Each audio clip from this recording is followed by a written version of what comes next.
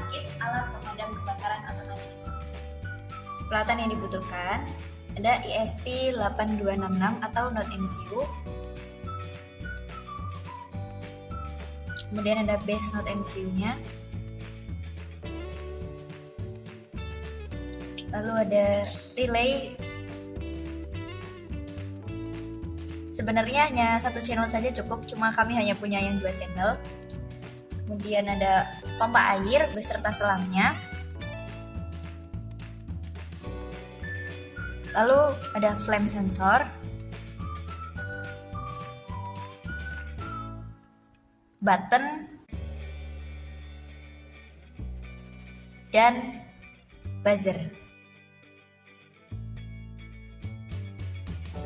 Untuk kabel female to female kita membutuhkan 7 buah, dan kabel jumper female to male membutuhkan 5 buah. Pertama, kita hubungkan ESP8266 atau Node MCU-nya ke base MCU dengan menyesuaikan pin antar keduanya.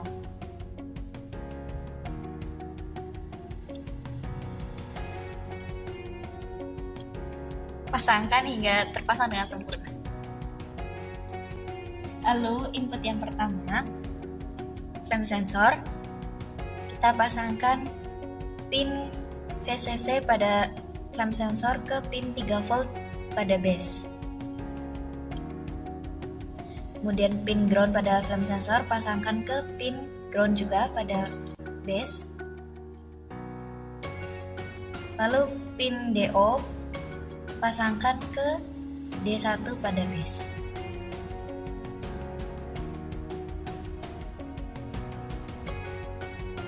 Selanjutnya input yang kedua adalah ada button.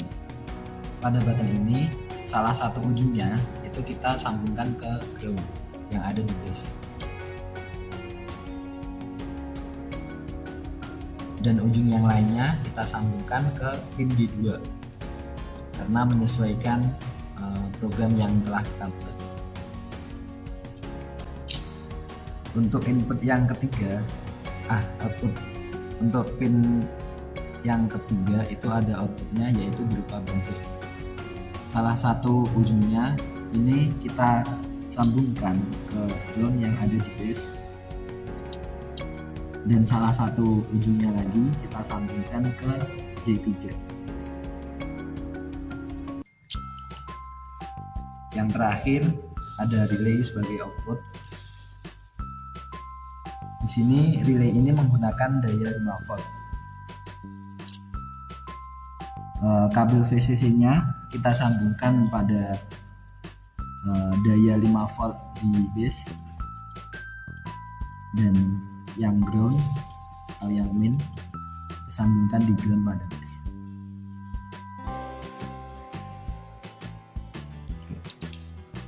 Karena kita menggunakan relay 2 channel yang sebenarnya hanya yang dibutuhin hanya 1 channel saja, kita pakai yang input 1 saja. Nah, input 1 ini kita sambungkan ke channel D4 pada base-nya. Relay di sini digunakan sebagai saklar ya. Nah, pompa ini menggunakan daya 5 volt. Salah satu ujungnya yang plus atau VCC kita sambungkan ke yang 5 volt pada base-nya. Kemudian yang ground yang masuk ke relay ini kita sambungkan ke ground juga. Nah, kabel ini nanti yang bisa diputus sambung alirannya, jadi yang membuat pompanya nyala atau mati menggunakan relay ini. Ya, jadi saya di sini akan menjelaskan codingan untuk mesin pemadam kebakaran otomatis yang telah kami buat. Jadi yang pertama di sini itu ada konfigurasi pin. Nah, jadi yang pemadam kebakaran otomatis yang kita buat itu memiliki 2 input dan 2 output. Nah, flame sensor dan button sebagai input, dan buzzer dan relay sebagai output.